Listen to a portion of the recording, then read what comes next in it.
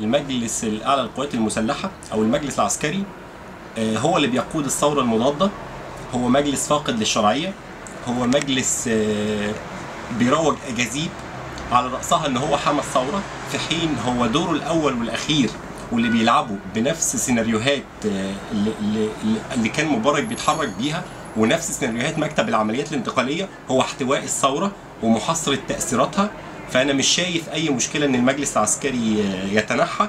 المجلس العسكري حول الفترة الانتقالية لفترة انتقامية، عاقب الشعب المصري، أذله، قهره، سحل البنات، عراهم، اعتقل الثوار، ضرب المتظاهرين.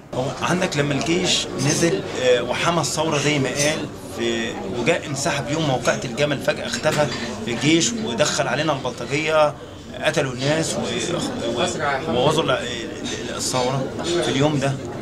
أنا في حياتي ما قلت الجيش والشعب إيد واحدة ولا الشرطة والشعب إيد واحدة، ما كنتش أحب أهتف الهتاف ده أصلا، لأن أنا يعني مش واثق في الإدارة، لأن الإدارة دي مين اللي عينها؟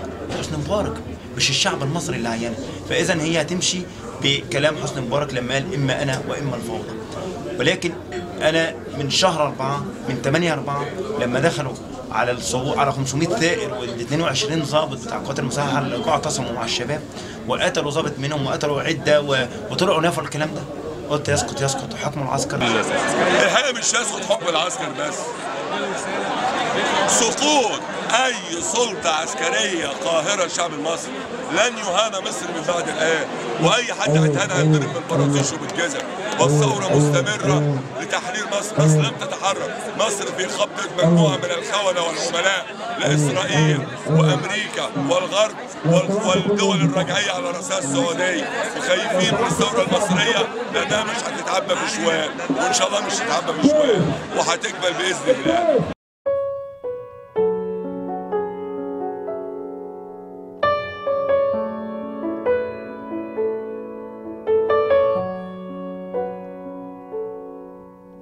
المجلس العسكري أثبت فشله في إدارة البلاد لمدة 11 شهر في كل الأحوال، في الاقتصاد، في الأمن، في قمع التظاهرات السلمية والاعتصامات بشكل وحشي والاعتداء عليها. وطبعا كل شوية الاعتداء بيبقى أقوى وبيبقى يعني وحشي أكتر، وجرائم زادت، جرائم المجلس العسكري ضد الثوار زادت. فطبعا أنا مع إن المجلس العسكري يسلم السلطة. شوف، احنا نحترم الجيش المصري عندما يكون جيش الشعب المصري، لكن بالنسبة للمجلس العسكري أنا بتصور أنه خرج بمقتضيات المهمة الانتقالية المنوط أنه يؤديها، وبالتالي أنا أرى أنه لابد أن يسقط المجلس العسكري. أمريكا اللاتينية كان فيها حكم عسكري في الثمانينات، وزي ما قريت وعارفة كويس قوي إن العسكر كانوا متحالفين مع الكنيسة، يعني فاشية عسكرية متحالفة مع رجعية دينية. كان بيحصل قتل وزي ما بيحصل عندنا بالظبط، لأن ده سيستم واحد، النظام العسكري واحد في العالم. تخلصت أمريكا اللاتينية بالذات شيلي والأرجنتين تخلصت من حكم العسكر. دلوقتي أصبحت من البلاد الناهضة. من المجلس العسكري من اول ما تسلم السلطه، هو تسلمها من مبارك، ما تسلمهاش من الشعب. الشعب هو اللي حماه ان هو يتسلم السلطه دي، مش هو اللي حمى البلد او حمى الثوره زي ما بيقول. لا، ده احنا اللي حمينا المجلس لما المبارك اداله السلطه دي.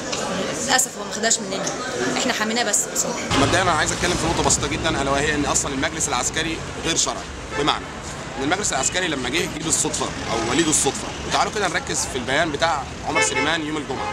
عمر سليمان قال ايه؟ قرر الرئيس محمد حسني مبارك تخليه عن منصب رئيس الجمهوريه، وكلف المجلس الاعلى للقوات المسلحه لاداره شؤون البلاد. قال ان حسني مبارك بيتنحى.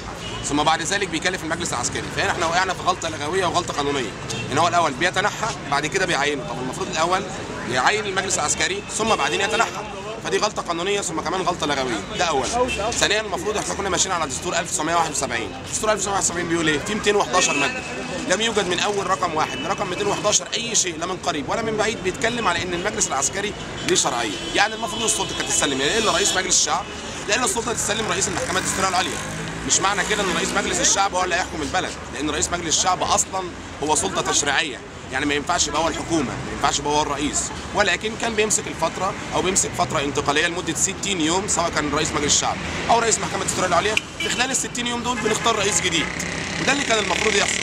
يعني كان المفروض المجلس العسكري بكبيره يقعد 60 يوم نختار فيهم رئيس جديد والبلد تمشي تاني.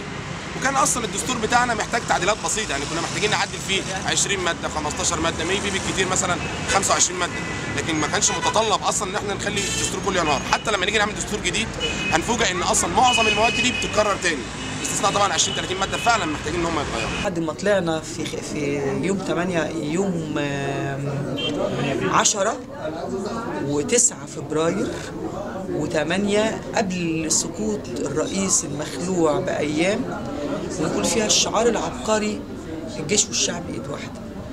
ما بقيناش نقول ده دلوقتي، قعد الشعار يتآكل ويتساقط ويدوب ويتحول لهذا الشعار العبقري الآخر اللي أنا عمري ما كنت أتصور إن أنا هقوله، اللي هو يسقط حكم العسكر.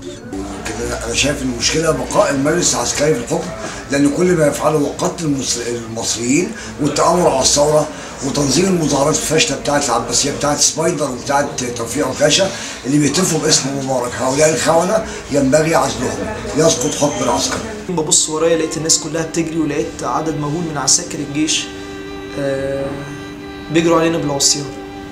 فجريت كنت بجري وببص ورايا عشان اشوف هما فين. فوانا ببص ورايا لاحظت ان في شابه كنت بشبه عليها بتجري، بس بتجري وبتعرج فما بتجريش بسرعه. فقلت اهدي الجري شويه عشان هي تلحقني ونجري مع بعض عشان ابقى معاها في الجري. فببص ورايا كده، وبعدين مره واحده لقيتها وقعت اتكعبلت، فجريت ناحيتها عشان احاول اقومها. وانا اهو نازل بحاول اقومها لقيت عسكري جه نط عليا بالشلوت وقعني. قام عدد كبير من عساكر الجيش نزلوا علينا بالعصيان وبالبيادات، ضرب مستمر. انا كرد فعل يعني حاولت اغطي حاولت يعني احمي البنت بجسمي علشان يعني احاول اخد الضرب بدلها، بس طبعا هي برضو ضربت جامد. وهم اول ما العساكر شافوا المنظر ده ضربوني اكتر، والغل عندهم زاد فضربوا فيا وضربوا فيها اكتر. مسيرة النساء الرائعة في الأسبوع اللي فات، مسيرة أمس الرائعة ومظاهرة أمس في التحرير وفي 7 محافظات مصرية أخرى عشان ما حدش يقارن لي بين التحرير والعباسية، بيؤكد إنه لا، ما زالت الأغلبية المصرية، ما زال وعي الشعب المصري العظيم. اوعى احنا حد تصور احنا بنعلمه، احنا بننحني له، بنتعلم منه، احنا كلنا بنشتغل خدامين عنده. بوصلته مظبوطة جدا وعارف مين اللي بيروح يفتح صدره للموت من غير غرض، ومين اللي يعني مستعد ان هو يركب في اخر عربية لكل قطر من ايام السادات لمبارك لدلوقتي. ثانيا جه المجلس العسكري في البيان رقم 28 وقال ايه؟ قال انه هيسلم السلطه في 6 شهور، اذا انت اديتني فتره انتقاليه هتقعد 6 شهور. وجه اثناء ال6 شهور دول ادرك قوه الشعب، بمعنى ان الشعب ده قوته كانت في ان هو ايد واحده. قال لك انا لازم افتت الشعب ده، اقسمه نصين، بل اقسمه اكتر من كده كمان. فعمل ايه؟ عمل استفتاء المزيف بتاع 19 مارس. استفتاء 19 مارس كان بيستفتينا على 9 مواد في الدستور. لغى واحده وجاب 8 مواد، غير منهم 2، وبعد كده جاب ال8 مواد دول حطهم جوه 63 ماده وعمل بيهم اعلان دستوري. بمعنى انه كتب في الاعلان الدستوري ده الكلام اللي على مزاجه، مع ان الاغلبيه قالت نعم وفي اقليه قالت لا. ماشي، نحترم الديمقراطيه، احنا عملنا ثوره عشان نطالب بالديمقراطيه، بس ده الكلام لو هو اخذ رايي واخذ ال8 مواد بس وحطهم في اعلان دستوري، لكن هو جاب ال8 مواد وحطهم جوه 63 ماده وكتب اللي على مزاجه. هتفوجئ لو انت فتحت الاعلان الدستوري، تقدر تسيرش على النت وتجيبه بمنتهى السهوله، الاعلان الدستوري في مصر بتاع 19 مارس، وتبص عليه في الماده 56 و57 بيقول ايه؟ بيقول ان المجلس العسكري ولا معاه سلطه تشريعيه ولا معاه سلطه قضائيه ولا معاه سلطه تنفيذيه، مع ان القضاء قائم، يعني الكيان القضائي موجود، الا انه يقدر يحول اي حد لمحاكمه عسكريه. ده اولا. ثانيا هو السلطه التنفيذيه، يعني هو الحكومه وهو الرئيس وهو اللي بيعين الحكومه وهو اللي معاه كل شيء في السلطه التنفيذيه. وكمان هو السلطه التشريعيه، يعني هو اللي بيحط كل القوانين وهو اللي بيعمل كل اصدارات القوانين. فاذا هو اللي معاه كل السلطات، ده كانه امبراطور. يعني احنا شلنا ديكتاتور عشان نجيب جبروت. فجاه لقينا ناس فوق المبنى غريبه جدا مش عارفين هم مين، كانوا شويه فيهم لابسين جيش وبعدين بداوا يقلعوا هدومهم يبقوا لابسين عادي الا حد واقف مش لابس من فوق خالص. كانوا بيرموا حاجات غريبه جدا، كانوا بيرموا اطباق، كانوا بيرموا رخام، كانوا بيرموا حمامات وحواض وحاجات غريبه جدا. معانا واحد صاحبنا اسمه هاني اتصاب في وشه، كانوا بيزقلوا علينا طوب جامد جدا. واحنا يعني مجلس الوزراء عالي قوي، ما كناش حد من اللي تحت بيعرف يوصل فوق خالص يعني. طبعا حصل ضحايا كتير، ما كناش بنعمل معاهم اي حاجه. ده يوم مجلس الوزراء خلص اليوم ده، واليوم ده كان ساقع قوي، الدنيا كانت برد جدا في الميدان، معرفناش ننام في الخيمه. ف خدنا العربيه، معانا عربيه وقلنا ركننا بالظبط قدام مجمع التحرير وكنا نايمين فيها. وجم ناس صحونا بسرعه بس الناس كانت بتجري، ناس صحابنا وكده. الجيش هجم مره واحده الساعه 5:30 الصبح ودغدغونا العربيه بتاعتنا واحنا جواها. وكانوا بيجروا ورا دكتوره، وده اللي وقفنا اصلا، ان هما كانوا بيجروا ورا دكتوره وواحد كمان معاها. ركبناهم بسرعه، احنا لو كنا وقفنا دقيقه كمان او ثواني يعني كانت البيبان اتفتحت وكنا اتبهدلنا. بص، الحكم العسكري لو مشي تمام كده البلد هتتصلح في حاجات كتيره جدا، لان هم 10 اشهر ماسكينها ما شفناش غير الكيرف نزل وتابعوا سياسه بالظبط حسني مبارك. ويسكت حكم العسكر، العسكر اللي يقبل ان بنت تتعرى وام تتضرب ما يلزمش انه يبقى حاكم في بلدنا. بنات مصر هي اللي خط احمر، مش الجيش او الشرطه زي ما كانوا بيقولوا. لا، بنات مصر هم اللي هينزلوا ويرجعوا حقهم، ودام الناس اللي قاعده في بيوتها لغايه دلوقتي ما اتاثرتش بالمنظر البنات اللي بتتعرى في الشارع ده، ما يستاهلوش يتقال عليهم رجاله. بناتنا وستاتنا خطين حمر مش خط واحد. ايه رايك؟ الا الستات عشان احنا ما عندناش بقى الفوضى دي، السحل والكلام ده والتعريه والكلام ده ما ينفعش مع مصر. يسقط حكم العسكر. يسقط حكم العسكر. يسقط حكم العسكر. يسقط حكم العسكر. يسقط حكم العسكر. يسقط حكم العسكر. يسقط حكم العسكر. قالوا مجنون اللي يفكر مصر ممكن تتحرر في وجود عمه المشير. يسقط المشير. يسقط المجلس العسكري. يسقط حكم العسكر. يسقط حكم العسكر. ومن الاخر كده يسقط حكم العسكر. يسقط حكم العسكر وهيسقط حكم العسكر، ومش بمزاج موت العسكر. يسقط حكم العسكر. يسقط حكم العسكر. يسقط حكم العسكر. يسقط حكم العسكر. يسقط حكم العسكر. يسقط حكم العسكر. يسقط حكم العسكر. يسقط حكم العسكر لانه خان الثوره يوم ما سمح بدخول البلطجيه على الجمل. يسقط حكم العسكر لان هو ضرب فينا ان هو يوم 9 ابريل يوم موقعة ضباط الاحرار. يسقط حكم العسكر لان هو من اول الثوره وهو ما حكمش القتله المعروفين. يسقط حكم العسكر لان كل شيء دلوقتي بقى مليان بالفتن. المجلس نجح يعمل الفتنه بين المسلمين والمسيحيين، نجح يعمل الفتنه بين الاخوان والسلفيين، نجح يعمل الفتنه بين الشعب وبعضه. بقت مصر كلها بقت ميادين، عباسيه، مصطفى محمود، روكسي، التحرير. يسقط حكم العسكر لان النهارده الناس كلها بتقول انتوا عايزين ليبيا، ده العالم كله دلوقتي بقى يقول انتوا عايزين مصر. اول مره حكومه بتضرب شعبها بالكيماوي. يسقط حكم العسكر لان النهارده المجلس بيعمل حواجز على ميدان الثوره، اللي المفروض ان هو يحمي الميدان دوت، بيحاول ان هو يعزله عن الثوار، بيحاول ان هو يعزله عن باقي افراد الشعب. يسقط حكم العسكر لان كل يوم مزيد من القتل، والادعاء هو اللهو الخفي او الطرف الثالث. افتكاسه جديده، ربنا يعفو عنا وعن المجلس العسكري.